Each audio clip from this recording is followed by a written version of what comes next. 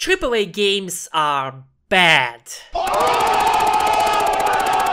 Very brave and strong statement, I agree, but hear me out. While scrolling through my favorite website, and I'm of course talking about 4chan. This is why you all need to start watching porn. I've stumbled upon a statement that really stuck with me. AAA games are video games for those who don't play video games. And with video games becoming more and more mainstream every single day, they're suffering from the same issue that pretty much any media suffers from. Your everyday Joe may find his way into a movie theater to watch the new But for the Multiverse of Joe Biden and think, well, that was a pretty good movie. But then the people who actually enjoy cinema will stay there saying, well, this is shit actually. And the same thing happens everywhere, with gaming even more than ever. People who don't really play video games will play the new Horizon Forbidden West and go like, wow, this is so good, and I'm here sitting, well, this is shit actually. And usually, the more art becomes mainstream, the more companies start paying attention to it, and the more quickly it becomes trash.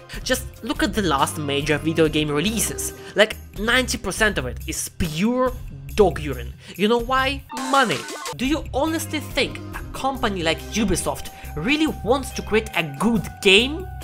No, it wants to create a new cow to milk for another 10 years because people started paying attention to the last one. But you can't just add a horse to Far Cry 3 and act like you've created a new game. I'm dumb, Ubisoft, but I'm not that dumb. And it's not just Ubisoft that does it.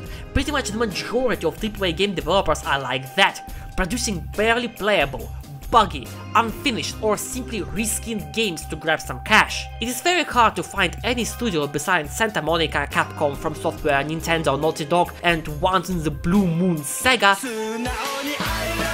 that actually creates decent games. And more than half of these studios are Japanese. Exclude Japan out of this list and it looks even more dire than it is already. But you know what is the funniest thing? This vicious cycle of terrible games doesn't seem like it will stop ever. Take a look at Activision, my favorite game studio of all time. They released Call of Duty Vanguard not so long ago, and I'm gonna be frank, I haven't heard a single good review, let alone a good thing about this game. How did it sell?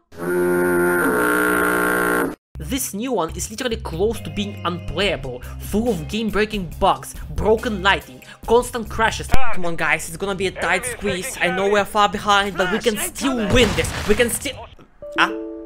Huh? But it shows I'm online on Steam. What?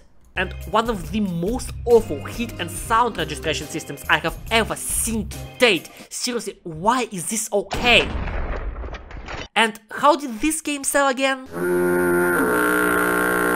You will find various articles from journalists that did not play a single game besides Candy Crush, saying that gamers are spoiled, and it is very hard to make video games. And while the fact that the creation of a video game is a tough process is true, especially games on a scale such as this, but here's the thing.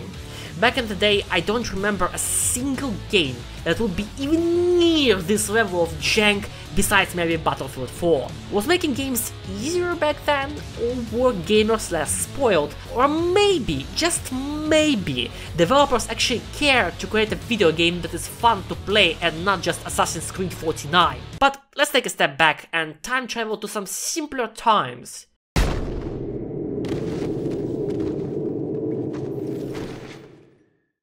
Whoa, buddy, are you okay? That looked like it hurt. What? AAA games suck? Femboys? Liberal snowflakes? What are you talking about? It's 2012. I just got a second controller for you. Let's go play Halo 3 on split screen. I remember playing on my Xbox back in the day and getting really excited about new upcoming releases, and now if I don't see a From Software or Capcom logo before the trailer, I literally cannot get excited because I know that it is going to be this shit again. Like the vast majority of AAA gaming masterpieces all came out before 2018, which is, if you think about it, not that surprising. Oh, and because we're still in 2012 or whatever, please enjoy my MLG Frag movie.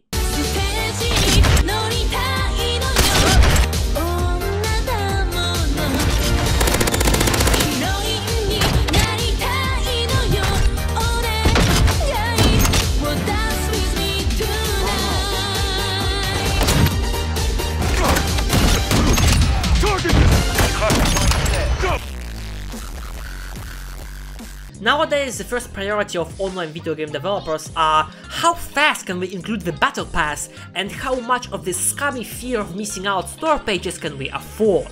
Companies will rather hire a monetization director than an actual programmer to fix the game-breaking bug that was in the game for more than half a year. The game is barely playable? Oh, here you go, a battle pass. What, the netcode is so bad people are teleporting around?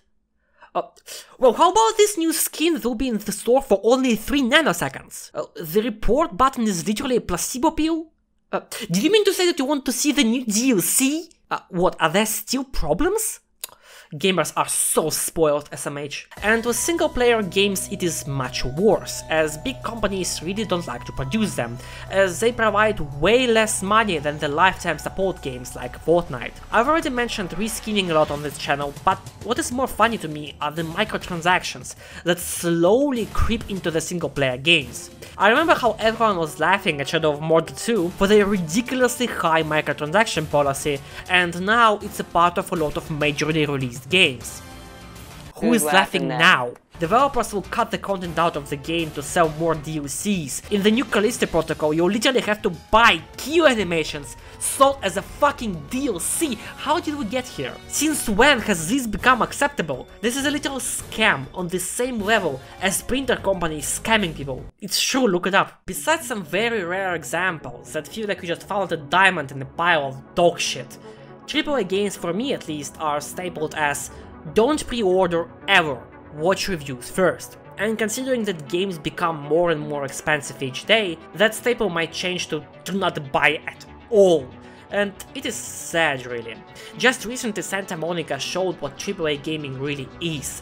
They showed what a passion behind a project can achieve, and I find that genuinely inspiring. But you know what is also inspiring?